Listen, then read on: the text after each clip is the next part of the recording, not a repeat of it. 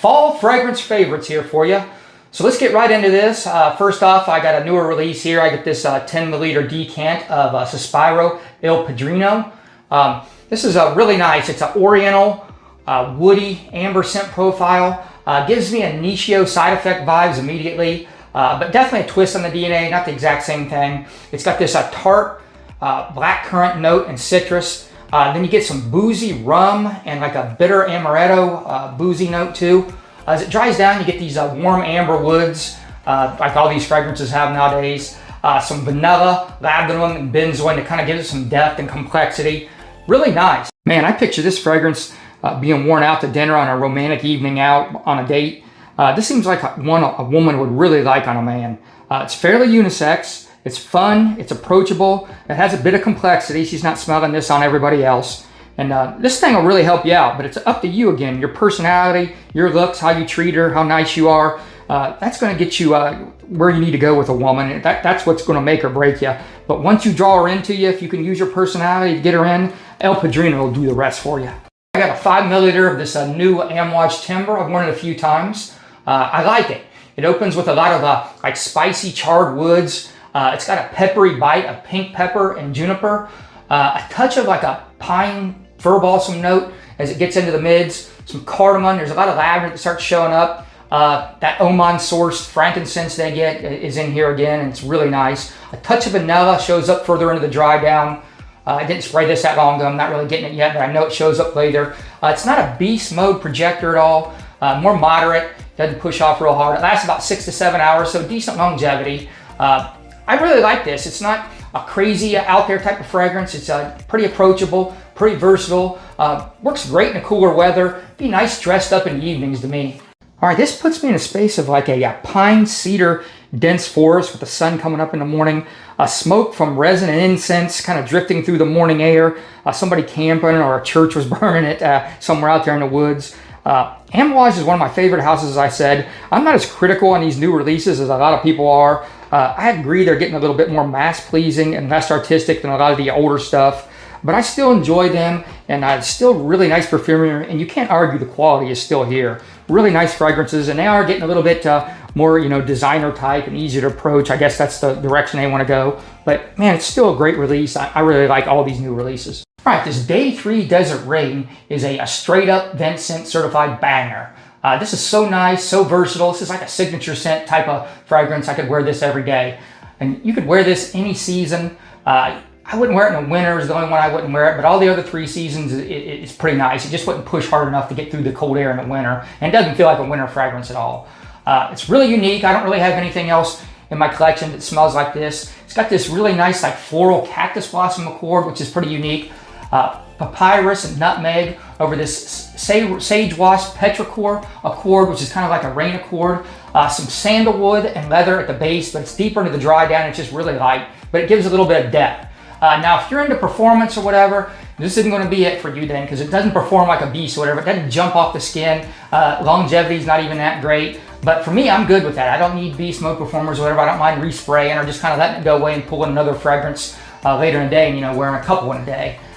It kind of reminds me of like these the Labo fragrances that kind of goes close to the skin, and they're like molecule fragrances, and they just kind of create a little bit of a environment around you. They're not just pushing and blasting off of you. Kind of reminds me of a scent profile like that. Really kind of a minimalist and a molecule type fragrance, real natural feeling. The objective of this fragrance was to create the sensation of rain in the desert, and it was brilliantly executed. This thing, the Desert Rain accord in this is so nice. This was a really nice perfumery here. Being honest though, when I first got it, after the first wearing, it didn't like wow me or anything. I wasn't nuts over it. And I spent quite a bit of money on it before it was really released anywhere. You had to get a full bottle, and that was the only way you could get it. So I had to pay like $40 some for a 10 milliliter. Well, then I ended up dropping that 10 milliliter and I broke it. I only got to wear it once.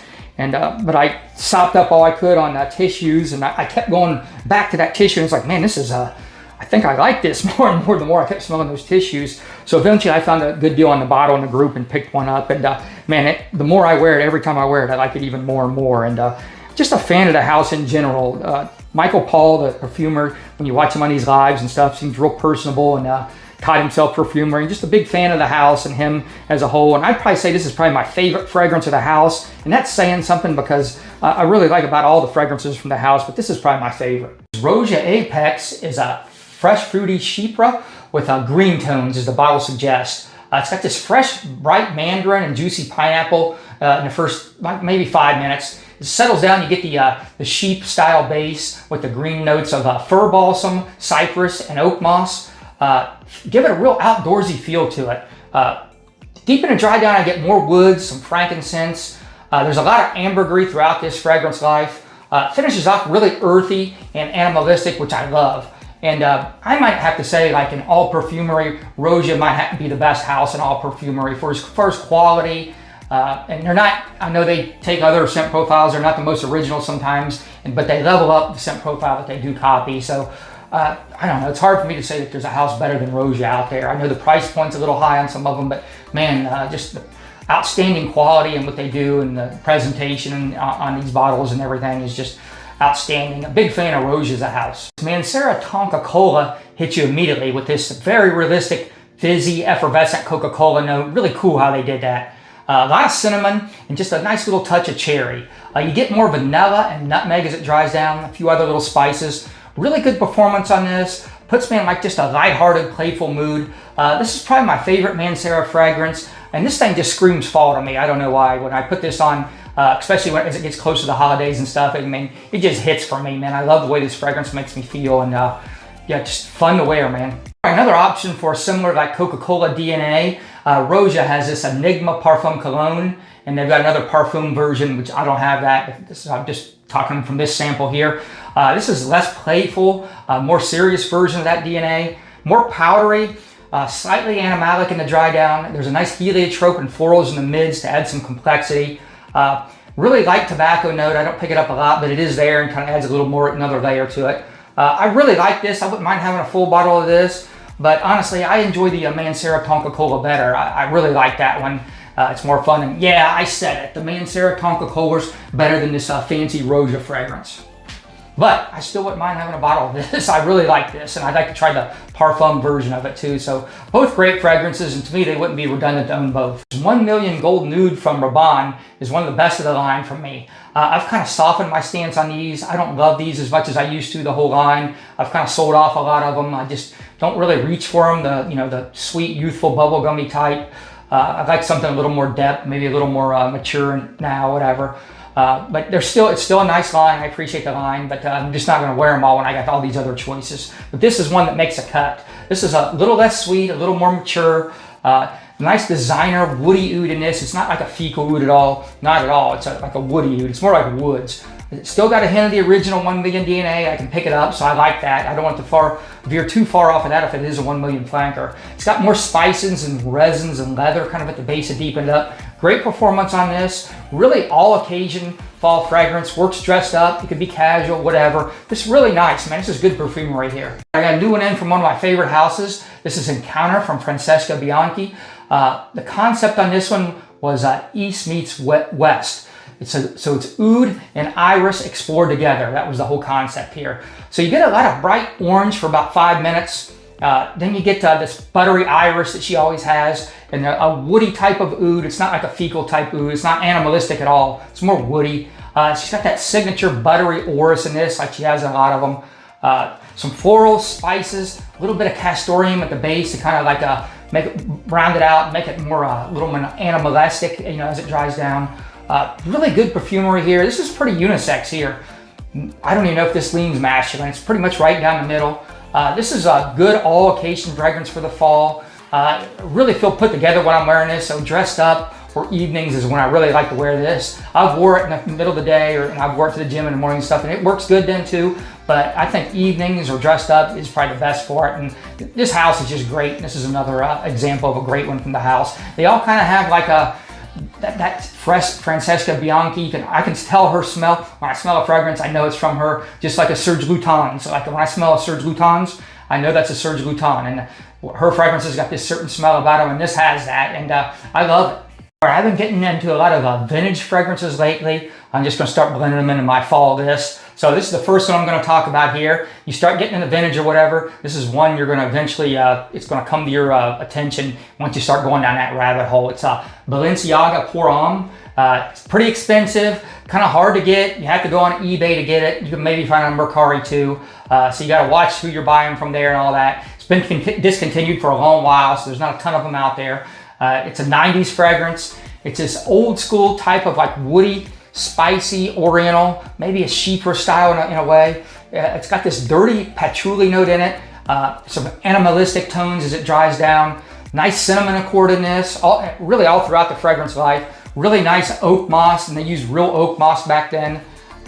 Very mature gentleman vibe, old school type of smell, kind of like Coros or Chanel Antius. That doesn't smell like that, but that style. Great performance on this, excellent perfumery here. I mean, this smells like a niche perfumery, and you can just tell the quality of ingredients here is really good. And this is an old bottle that I just randomly got off of eBay. I trusted the seller and all that. It smells like it's been stored properly. I still get a lot of the bright notes in the opening. That's kind of what'll die off on these discontinued fragrances, but this one I think has been stored pretty well, and I'm happy to get this. And this is a great fragrance, and even though it's expensive, to me it's definitely worth the money. This is one I might get a bigger backup bottle of this, whatever. And I don't do too many backup bottles, but I know these aren't going to get cheaper going forward. If anything, they're going to get more expensive. So this is one I would maybe get a 100 milliliter backup bottle if I could find the right deal. I haven't really tried yet, but this is, once I start using this one quite a bit, I'm going to start getting nervous or not wanting to use it, and I don't want to feel that way. That way, if I have a backup bottle, I can just spray away and enjoy it. So yeah, this is great fragrance. If you're into stuff like this, you got to look into this one, at least get a sample. All right, Dua Emperor of Hindustan is a Dua original. This is from their artisan line. I think it sold out pretty quick. It wasn't cheap. They had a pre-sales deal. It was $128 for 30 milliliters or 1 ounce. So pretty pricey Dua here. To me, it's worth it. The quality here is outstanding. Right away, you get the real deer musk, which is kind of like sweet. It's not real animalistic when you get real deer musk. There's a lot of saffron that shows up. In the mids, it gets a bit herbaceous. There's some herbs and a bit of florals in it. Spices all throughout the fragrance life. Dries down a little bit more animalic with incense showing up a little bit more. Really well blended, balanced fragrance here. A lot going on. Ton of notes in here, and you can just tell it's very complex. I don't have anything else in my collection that smells like this. This is a perfect fragrance if you just want to ball out. You're going somewhere and you just want to show out. Or if you're a big boss and you're going to a big meeting and you want to really project out there, you're a man of authority. This will do it. Nobody's smelling like this, and it just has this real command, a regal presence about it. Great fragrance, great job, Dua. I wish they'd start doing more of these artisan line ones. I don't mind paying more for these higher quality Duas. All right, I got another pine wood here. I'm loving this house. I'm going to be talking about a lot of pine wood fragrances here for the fall and winter. This is a Boreal. Love this house, man. I really love these fragrances. Right off the bat, you get a ton of fresh mint. It's really fresh, really invigorating. Then you pick up the pine needles. Pine wood's in the name. They use a lot of pine. A creamy cedar wood. Some green moss notes. There's some resins as it dries down. Really creates a vibe of being out like in a pine forest on a brisk, chilly morning as the sun is rising. Super invigorating and comforting. Maybe you just put in a piece of gum and you're out here and the sun's coming up and you're in the middle of a pine forest. Just super comforting too. Love the way this makes me feel. And that's it, man. If you made it this far, you're at the end of the video, and I appreciate you hanging out. And have a great day, evening, night, whatever it is. Thanks for hanging out.